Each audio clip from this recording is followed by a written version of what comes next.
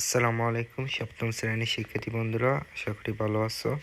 আজকের এই ভিডিওতে আমরা জানবো তোমাদের বাংলা বইয়ের কাবুলিওয়ালার যে গল্প রয়েছে সেই গল্পের অনুশীলনী সমাধান। তো পৃষ্ঠাটা হচ্ছে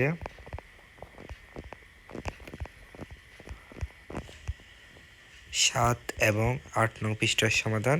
তো প্রথমে 7 নম্বর পৃষ্ঠায় রয়েছে বহু নির্বাচনী প্রশ্ন এবং 8 নম্বর পৃষ্ঠায় রয়েছে সৃজনশীল প্রশ্ন। চলো এগুলোর উত্তর আমরা দেখে আসি। তো দেখতে পাচ্ছ বহুনির্বাচনী প্রশ্ন, কাবুলিওয়ালা গল্পের শঙ্কিত স্বভাবের মানুষটিকে? উত্তর হচ্ছে মিনির মা। এরপর মিনির বাবার মনে একটু ব্যথা বোধ হয়েছিল কেন? এর উত্তর হচ্ছে মিনির সাথে রহমতের দেখা না হয়। এরপরে প্রশ্ন, অধ্যাপকের ফাতেমা চৌধুরীর সাথে কাবুলিওয়ালা গল্পের কোন চরিত্রের মিল আছে? উত্তর হচ্ছে রহমত। এরপর অধ্যাপকের কাবুলিওয়ালা গল্পের যে দিক ফুটে উঠেছে তা হলো অর্থাৎ ক 1 ও 2। এরপর আছে সৃজনশীল প্রশ্ন, ক কাবুলিওয়ালার মলিন কাগজটিতে কি ছিল? এর উত্তর হচ্ছে কাবুলিওয়ালার মলিন কাগজটিতে ছিল তার মেয়ের ছোট্ট হাতের ছাপ। এরপর আমি তো সৌদা করিতে আসি না কথাটি বুঝিয়ে লেখো। এর উত্তর হচ্ছে মিনির প্রতি সন্তান বাৎসল্যের কারণে কাবুলিওয়ালা বারবার গল্পকথকদের বাড়ির আসার বিষয়টি বুঝাতে প্রশ্নোক্ত কথাটি বলছে।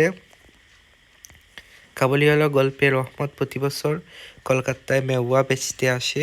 তার বাড়িতেও গল্পকথকের মেয়ে মিনির মতো এক মেয়ে আছে, ফলে মিনির মধ্যেই সে নিজের মেয়ের ছায়া দেখতে পায়।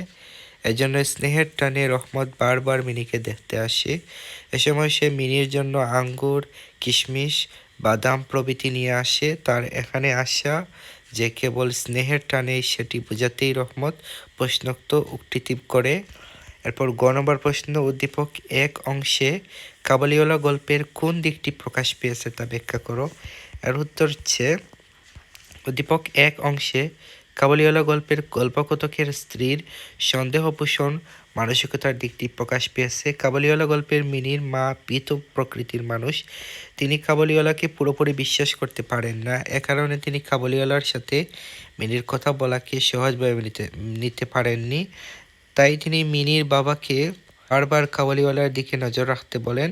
উদ্দীপক 1 এ দেখা যায় নতুন দারোয়ান সামাদ মিয়ার সাথে ছেলের বা বন্ধুত্ব মেনে নিতে পারেন না আবিরের মা। তিনি স্বামীকে বুঝান যে অনেক মানুষ বিভিন্ন ফন্দি ফকির করে অন্যের বাচ্চা চুরি করে নিয়ে যায়, সামাদ মিয়াও সেরকম কিছু করে বসতে পারে।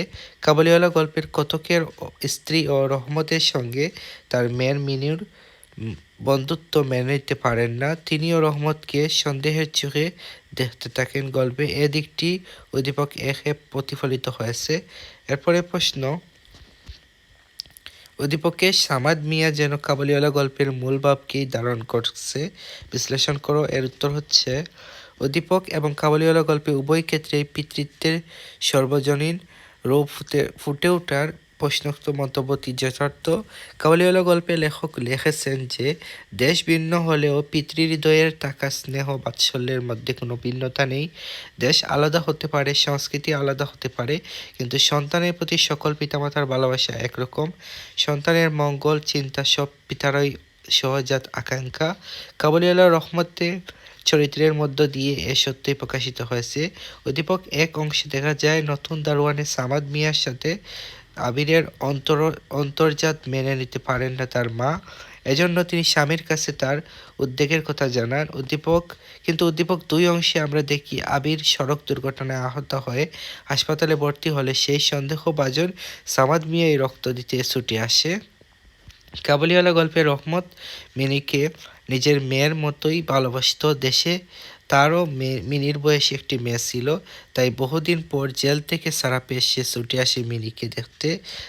তার জন্য নিয়ে আসা বাদাম, কিশমিশ। কাবুলিয়া গল্পে রহমত ও উদ্দীপকের সামাদ মিয়া দুজনের মাঝেই সন্তান বাৎসল্যের দিকটি ফুটে উঠেছে। কাবুলিওয়ালা গল্পে রহমতের মধ্য দিয়ে পিতৃত্বের সর্বজনীন রূপটিকে ফুটিয়ে তোলা হয়েছে। উদ্দীপকের সামাদ ও তেমনি একজন স্নেহবৎসল চিতা।